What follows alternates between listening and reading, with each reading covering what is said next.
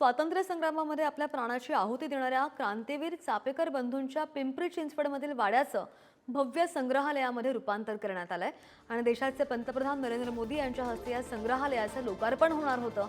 मात्र ते अचानकपणे रद्द झालं आणि त्यामुळे आता राज्याचे मुख्यमंत्री देवेंद्र फडणवीस यांच्या हस्ते हा लोकार्पण सोहळा होणार असून उपमुख्यमंत्री अजित पवार आणि एकनाथ शिंदे सुद्धा या सोहळ्याला उपस्थित राहणार आहेत। आज देवेंद्र फडणवीस यांनी वाड्याची पाहणी केली आहे। चिंचवड गावामधील चापेकरांचा हा वाडा क्रांतीतीर्थ म्हणून ओळखला जातो। पद्मश्री गिरीश प्रभुणे यांच्या संकल्पनेमधून साकारल्या गेलेल्या या वाड्यामध्ये उभारलेलं हे क्रांतिकारकांचं संग्रहालय देशामधील पहिलंच भव्य राष्ट्रीय संग्रहालय आहे आणि चापेकर बंधूंच्या सशस्त्र क्रांतिकारी चळवळीमधील प्रसंग इतकंच नाही तर स्वातंत्र्य समरामध्ये बलिदान देणाऱ्या ज्ञात अज्ञात अशा सुमारे 2000 क्रांतिकारकांचा इतिहास इथे पाहायला आणि ऐकायला मिळणार आहे।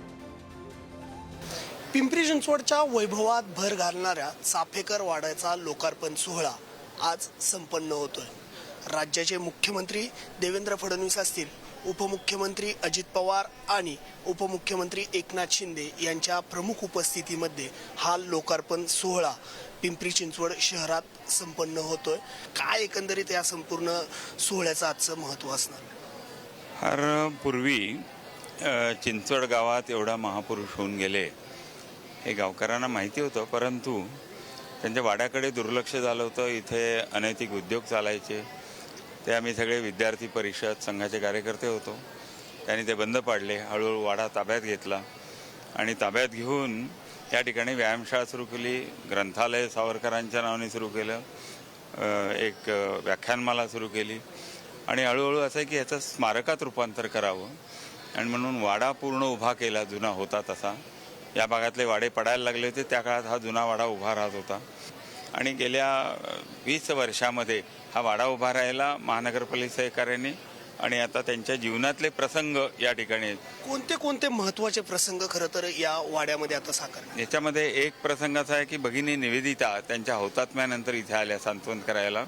त्यावेळेला त्यांच्या मातेनी असा उद्गार काढले भगिनी निवेदितानं की मला आणखी चौथा पुत्र असता तर अधिक मला तो नाही याचं मला दुःख आहे, कारण चौथा पुत्र असता तर त्यांनी राहिलेलं काम पूर्ण केलं असतं। चापेकरांचा एक वारसा आणि त्यांच्या पत्नीचा दुर्गाबाईंचा यांनी एक वेगळा सामाजिक वारसा चालवला, असे सगळे प्रसंग या ठिकाणी आहे। आज हा लोकार्पण सोहळा होतोय, कोण कोण खरं तर मान्यवर या लोकार्पण सोहळ्यासाठी उपस्थित असणार आहे? देशाचे पंतप्रधान यांचाही संदेश मिळणार आहे असं काय? ह्या लोकार्पणाला सुरुवातीला माननीय पंतप्रधानांनी यायचं मान्य केलं होतं।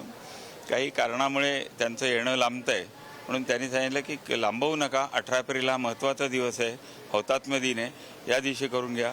म्हणून मुख्यमंत्री, उपमुख्यमंत्री अजितदादा, देवेंद्रजी फडणवीस, एकनाथराव शिंदे अशी चंद्रकांत दादा ह्या सगळ्यांनी यायचं मान्य केलं।